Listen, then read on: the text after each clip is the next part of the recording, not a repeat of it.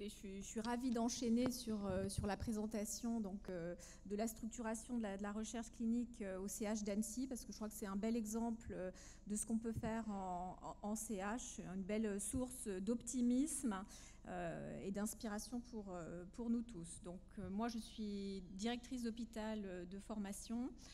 Et donc, je vais vous présenter les actions du CNCR, donc les interactions et les apports. Si j'arrive. Non. Les interactions et les apports pour les centres hospitaliers. Donc, pour ceux qui ne le savent pas, donc le CNCR, c'est un collectif des 32 CHU et CHR français et désormais des 22. Nous espérons 22, officiellement 20, mais bientôt 2 supplémentaires, CH et CHS les plus impliqués en matière de recherche clinique. Et l'objectif, c'est de fédérer, mutualiser, valoriser la recherche clinique en France. Et le CNCR existe depuis 2005, d'abord sous forme de comité et depuis 2011. Je vais y arriver, voilà.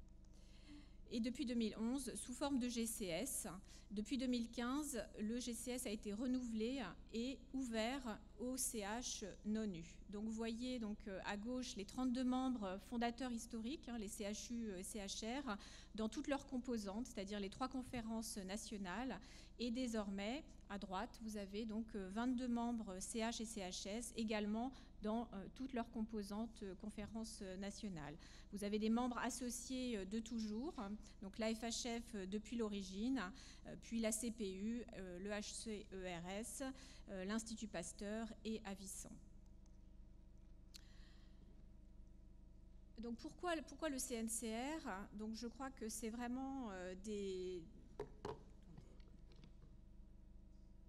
convictions que nous partageons, donc que la recherche est un enjeu majeur pour notre pays et notre système de soins, rendre cette innovation accessible avec équité aux citoyens, on a eu l'occasion de le dire précédemment, parce que notre président dirait la recherche médicale hospitalière est une marque formidable, l'approche intégrative soins, formation, recherche est toujours originale puisqu'elle tourne autour du patient et que le réseau des CHU, CH, CHS est unique et n'a certainement pas encore donné tout son potentiel et que la recherche est attractive pour nos médecins et nos patients, ça a déjà été dit précédemment. Donc l'objectif, c'est vraiment de fédérer, mutualiser et valoriser la recherche et l'innovation dans nos établissements publics de santé et de se fédérer autour de cette marque recherche hospitalière en santé. Donc le CNCR donc, est un GCS, donc principe de spécialité. Les missions sont bien développer et améliorer les missions confiées aux EPS en matière de soins, enseignement et recherche et innovation et donner une identité collective à la recherche-innovation dans les EPS, cette marque recherche hospitalière en santé que nous voulons développer. Les ressources, ce sont bien les cotisations de ses membres, donc les 32 CHR et U, et dès 2016, nos 22 CH et CHS.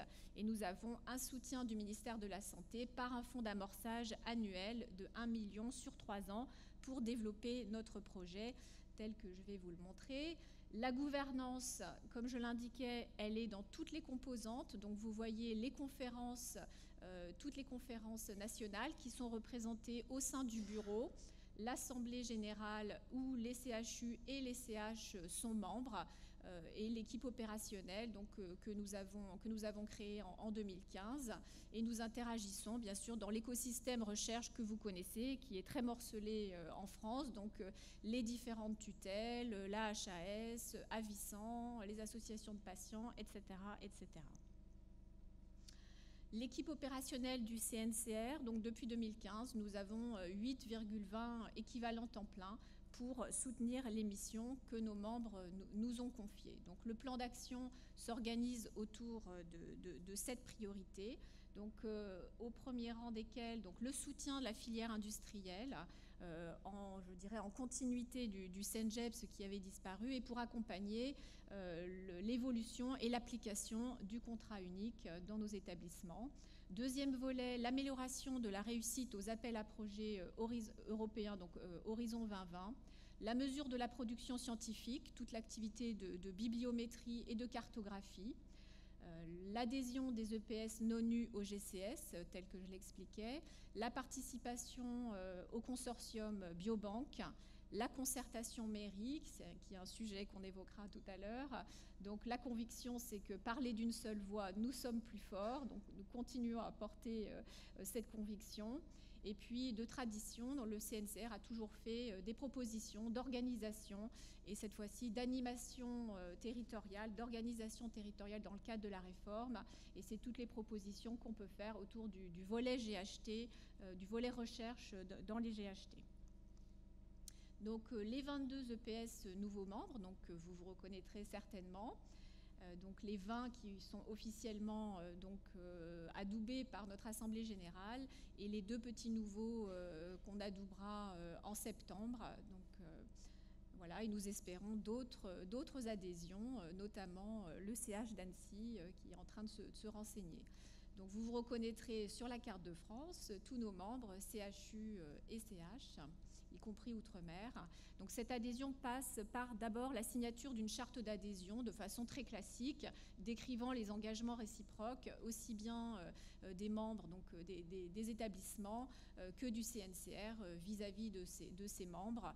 Vous comprendrez que les 32 CHU fondateurs historiques étaient très soucieux d'avoir des CH qui soient bien en phase avec l'esprit initial du GCS.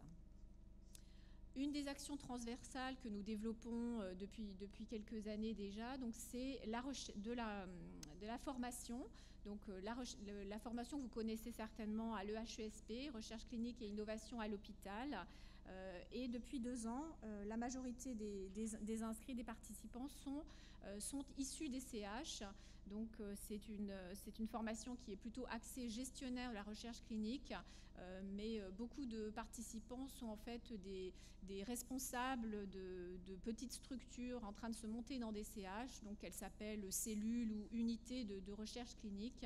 Et je pense que ça peut être un bon point d'entrée, une bonne marche, une première marche vers la structuration de la gestion de la recherche clinique dans un CH. Donc nous avons des très bons taux de satisfaction, de l'ordre de 75 à 80% sur cette formation. Alors la concertation mairie, qui est un sujet qui nous occupe tous bien. Donc la conviction, c'est que en parlant d'une seule voix, unis, nous sommes plus forts. Vous savez bien que l'enjeu là, c'est de montrer cette marque recherche et de se positionner vis-à-vis d'autres opérateurs. Je pense à des opérateurs privés notamment. Vous voyez bien sûr la part prépondérante des CHU dans cette enveloppe et la part des CH. L'enjeu commun, comme vous le voyez, concerté, sur lesquels nous étions arrivés à un consensus il y a 1 an, c'est bien de garder ce seuil d'éligibilité à 250 000 € et d'avoir des règles de pluriannualisation qui soient partagées par tous. Bien sûr, il faut que tous les acteurs jouent ce jeu, mais je crois qu'on aura l'occasion d'en parler plus tard. Alors, les propositions pour l'organisation et l'animation territoriale de la recherche, pour nous, c'est l'opportunité du volet recherche dans les GHT qu'on a déjà évoqué, et avec des propositions qu'on va faire dans les tout prochains jours, qui ont été concertées avec l'ensemble des conférences, et puisque nous devons rendre nos propositions à la DGOS avant le 5 septembre. Alors, quelque chose qui tient à cœur de notre président, c'est d'avoir cette identité, donner beaucoup de visibilité à cette identité. Et donc, je vous ai montré là l'exemple de 2 événements nationaux qui ont pu mettre en vitrine aussi bien les CHU que les CH. Alors, leur premier événement, c'était la journée innovation en santé de la ministre Marisol Touraine le 23 janvier et le 24 janvier. Et donc là, c'était quand même une très bonne tribune, une très bonne vitrine pour nos établissements dans tout le volet innovation. Également, plus récemment, le 24 mai 2016, nous avons co-organisé pour la première fois un espace recherche et innovation dans le salon Hôpital Expo. Et là, nous avons mis en avant, y compris des CH, puisque plusieurs collègues qui sont cités là sur cette slide ont été intervenants dans des tables rondes. Et nous avons eu aussi un 7 minutes avec des CH montrant leur innovation. Et je pense que là aussi, c'est une très bonne vitrine pour montrer nos actions concrètes de recherche dans nos établissements. Alors le premier volet que je montrais tout à l'heure, un des gros pans d'activité qui nous a bien occupés lors de cette première année, donc c'est le volet recherche industrielle, puisque avec on va dire l'opportunité de la concertation sur le contrat unique, nous avons pu faire des propositions aussi bien donc en partenariat avec les industries de santé que vis-à-vis des tutelles. Donc vous savez que c'est tout l'enjeu des textes d'application de l'article 155 de la loi du 26 janvier. Donc, qui concerne essentiellement les CHU dans le volet, dans la problématique structure tierce, mais pas que, il y a aussi plein d'autres enjeux. Nous avons surtout accompagné les CH dans la campagne de recensement de l'usage du contrat unique, puisque vous savez qu'il y a 20 millions d'euros d'accompagnement sur ce contrat unique. Alors pour nous, il n'y a pas dans nos actions sur la filière industrielle que le contrat unique. Il y a plein d'autres actions à développer, tout un pan de réflexion sur la formation, la professionnalisation des centres investigateurs, ce travail sur la structuration des centres, l'organisation performante des centres, des checklists, des annuaires, tout un tas d'outils qui nous sont demandés et qu'on va devoir développer. Donc la slide s'est décalée, donc c'est cette demande d'action, cette demande de transparence vis-à-vis de la DGOS sur l'application, la répartition de cette mairie-série, donc à 80% pour les CHU, 7,68% pour les CH. Là, l'enjeu, c'était de demander quelles étaient les règles de qualification et de déqualification des contrats qui ont été appliqués à tous. Alors la bibliométrie, donc on en a parlé un petit peu. La bibliométrie, pour nous, c'est important aussi de montrer quelle est la production scientifique dans nos CHU, puisque la production scientifique est mesurée par CHU.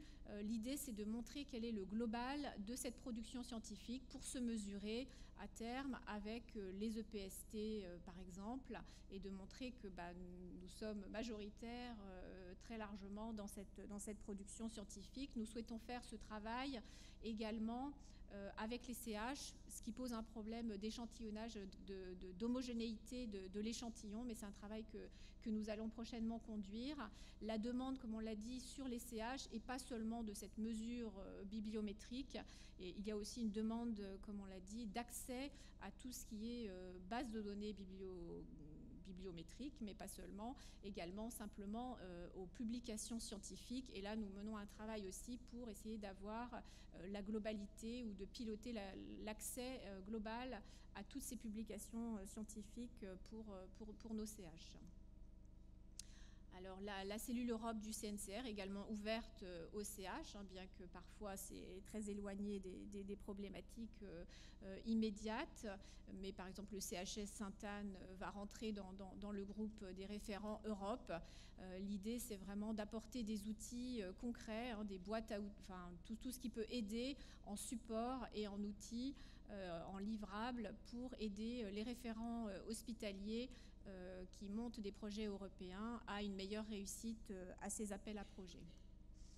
Et puis bien sûr, la conclusion, c'est la condition du succès, c'est se fédérer autour de cette marque publique recherche hospitalière, une adhésion de tous les acteurs, une organisation agile et adaptable qui soit lisible en France et à l'étranger, des réseaux d'envergure nationale et internationale, des indicateurs robustes et pertinents et stables dans le temps, des écosystèmes territoriaux solides.